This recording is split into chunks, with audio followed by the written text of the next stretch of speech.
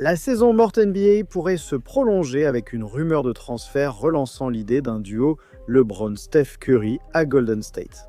Jake Fisher vient de rapporter que les Warriors s'intéressent toujours à un échange pour LeBron. Et il est même allé plus loin en disant que ces discussions remontent à 18 mois, même avant que les Lakers n'échangent pour Luka Doncic. Maintenant, même si c'est assez fou, ce n'est pas complètement sorti de nulle part. On sait que LeBron n'est pas satisfait à Los Angeles pendant cette intersaison. Lui et son agent ont déclaré sentir que les Lakers privilégient l'avenir plutôt que LeBron. Un sentiment probablement lié à l'échange d'Anthony Davis contre Luka Doncic. Et ce communiqué a présenté le passage de LeBron chez les Lakers comme quelque chose qui appartenait au passé, alimentant toutes sortes de spéculations selon lesquelles LeBron pourrait en fait vouloir être échangé pendant l'intersaison. Et il y avait tout un tas de destinations évoquées, un échange dans la même ville vers les Clippers, rejoindre les Mavs pour reformer une équipe avec Anthony Davis, tandis que Kyrie retournerait au Heat à South Beach. Finalement, rien n'a abouti. LeBron a repris son option à plus de 50 millions avec les Lakers. Les Lakers semblaient s'en accommoder, et on avait juste l'impression qu'on allait commencer la saison dans une ambiance étrange, entre LeBron, les Lakers et Luka. Mais voilà, je pense vraiment que les Lakers pourraient échanger LeBron pendant l'intersaison. Honnêtement, je pense qu'ils seraient totalement d'accord avec ça. J'en ai parlé dans une vidéo précédente, mais ils en ont un peu assez de l'expérience LeBron. Ils avaient besoin de lui en 2018, ils ont gagné un titre avec lui dans la bulle, mais ils sont passés à autre chose. L'époque où ils contrôlaient l'organisation est terminée. Ils sont passés à l'ère Luka. Peu importe la saison, je ne pense pas que LeBron sera encore aux Lakers à l'intersaison 2026, que ce soit pour la retraite ou l'agence libre. Donc s'ils pensent qu'ils peuvent obtenir de la valeur pour LeBron afin de mettre de meilleurs éléments autour de Luka, je pense absolument qu'ils feraient ce choix, ce qui est un énorme changement par rapport à n'importe quel autre moment de la carrière de LeBron. Il a déjà voulu quitter son équipe auparavant, mais son équipe n'a jamais voulu qu'il parte, ce qui fait de cela une réelle possibilité. Les Warriors seraient un choix logique pour les deux. En théorie, un noyau avec LeBron, Steph et Jimmy Butler leur offrirait une excellente chance de viser un titre. Et surtout, vu les propos de LeBron sur les Lakers, ces trois joueurs et l'organisation sont désormais alignés sur la même temporalité. Ils veulent en gagner tout de suite. Steph a encore de belles années, mais les Lakers doivent encore bâtir l'avenir autour de Luka, qui n'a que 26 ans. On sait que LeBron et Steph aimeraient jouer ensemble un jour, selon l'équipe des États-Unis. C'est alors que les spéculations sur LeBron à Golden State se sont intensifiées. Mais si vous revenez à ce que j'ai dit plus tôt, j'ai intentionnellement omis un nom du noyau des Warriors, et ce serait Draymond Green. Parce qu'il en est une partie essentielle. Avec l'ajout de LeBron, les Warriors accepteraient-ils de se séparer du dernier joueur de leur dynastie hors Steph pour obtenir LeBron et une autre grande chance de décrocher une bague? Eh bien, ça n'a pas vraiment d'importance s'ils sont prêts à le faire, parce que s'ils veulent échanger pour obtenir LeBron, ils devront transférer Draymond pour y parvenir. C'est la raison principale pour laquelle LeBron n'a pas encore été échangé, ni aux Warriors ni ailleurs. LeBron aurait pu devenir agent libre cet été en refusant son option de joueur à plus de 50 millions de dollars. Mais il a refusé car aucune équipe en agence libre ne pouvait lui offrir près de 50 millions de dollars, contrairement aux Lakers. Mais ce salaire rend LeBron difficile à échanger à ce stade. Non seulement vous échangez contre une version bien plus âgée de LeBron, mais en plus, il se peut que ce ne soit que pour une seule année supplémentaire. Comme il y a eu beaucoup de spéculations selon lesquelles ce serait sa dernière saison en NBA. Ne vous y trompez pas, LeBron reste un joueur All-NBA comme l'an dernier.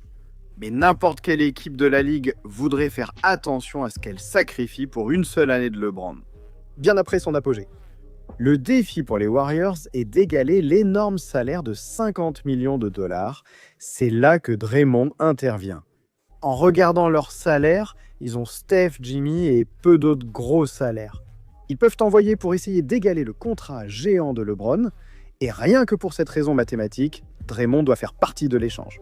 S'ils n'ont plus de gros contrats, c'est parce qu'ils les ont déjà échangés, comme Andrew Wiggins envoyé au Heat pour Jimmy Butler.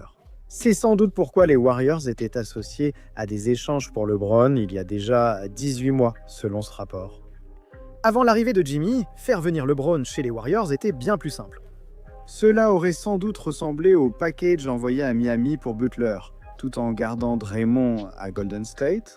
Mais ce n'est tout simplement plus une option, ce qui signifie que c'est essentiellement à cela que l'échange devrait ressembler si les Warriors voulaient l'effectuer.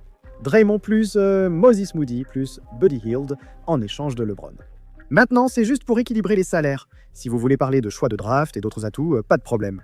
Mais si on essaye de construire un échange réaliste et réalisable pour LeBron, c'est par là qu'il faudrait commencer. Ce qui amène la question que chaque autre équipe potentielle pour un échange de LeBron a dû se poser cet été. Est-ce que ça en vaut vraiment la peine? Je veux dire, ça paraît fou. Après tout, c'est LeBron, mais juste une saison de LeBron contre plusieurs joueurs de rotation, y compris quelqu'un d'aussi important que Draymond, ça semble être un prix trop élevé. C'est la même situation dans laquelle se retrouveraient les Mavs, où ils devraient échanger plusieurs titulaires, rien que pour s'approcher du salaire de LeBron. Et à ce moment-là, tu sacrifies tout simplement trop de profondeur. C'est bizarre, mais on en est arrivé au point où la valeur d'une seule année supplémentaire de LeBron n'en vaut tout simplement pas la peine. Tout ce que tu dois sacrifier juste pour atteindre son salaire, mais ce n'est pas impossible. Si les Warriors et LeBron avaient des discussions où il assurait aux Warriors qu'ils joueraient au moins cette saison et la suivante, je pense qu'ils envisageraient l'échange. Ça correspond exactement au contrat de Jimmy et Steph. Et ça donne à ce noyau de 3 joueurs une fenêtre claire de 2 ans pour tout miser et tenter de finir leur carrière en beauté. Cela apporterait beaucoup d'argent et d'attention à la franchise. À ce moment, je pense que les Warriors envisageraient cet échange. La question est, les Lakers accepteraient-ils cet échange? Je veux dire, oui, Moody est un bon élément et il va t'apporter du spacing, mais est-ce que tu veux vraiment Draymond? Il n'a jamais quitté le système des Warriors et commence à vieillir. Ça pourrait ne pas très bien coller au niveau de la chimie avec le reste de l'effectif. Le contrat est correct et il ne reste que 2 saisons. Mais à quel moment vaudrait-il mieux garder LeBron et le laisser partir dans un an au lieu d'ajouter ce salaire? Tu pourrais chercher une 3e équipe intéressée par Draymond pour ramener d'autres atouts aux Lakers. Mais les échanges à 3 équipes sont notoirement difficiles à conclure, surtout aussi tard dans l'intersaison, quand la plupart des équipes sont déjà quasiment figées.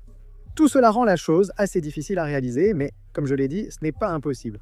Si LeBron pense que les Lakers ne visent de plus la victoire, il pourrait compliquer assez la situation pour qu'ils envisagent un échange, maintenant ou à la date limite des transferts. Et si cela arrive, les Warriors seraient certainement en haut de sa liste. Peut-être qu'à ce moment-là, une équipe intéressée par Draymond apparaîtra. Ou bien la saison des Warriors ne se passera pas comme ils le souhaitent, alors ils essaieront de changer certaines choses. Les Lakers subissent une forte pression pour réussir immédiatement avec Luka. Et sur LeBron pour essayer de gagner un autre titre, et sur les Warriors pour rester compétitifs pendant les dernières années de Steph. Et autant de pression peut entraîner des résultats complètement fous. Compte tenu des obstacles, la situation de Draymond, le contrat de LeBron, et le fait que Lakers et Warriors doivent donc s'accorder sur un échange, voire impliquer une 3e équipe pour Draymond. Il faudrait cela pour que cela arrive. Ce serait l'un des plus grands échanges de la Ligue si LeBron était effectivement transféré. Toute cette pression devrait converger pour que cela se produise réellement. Maintenant, si je devais faire un pronostic, je dirais que LeBron sera chez les Lakers cette année. Et ensuite, il va soit prendre sa retraite lors de la prochaine intersaison, soit partir en tant qu'agent libre. Je suis désormais bien moins confiant dans cette prédiction qu'au début de l'intersaison.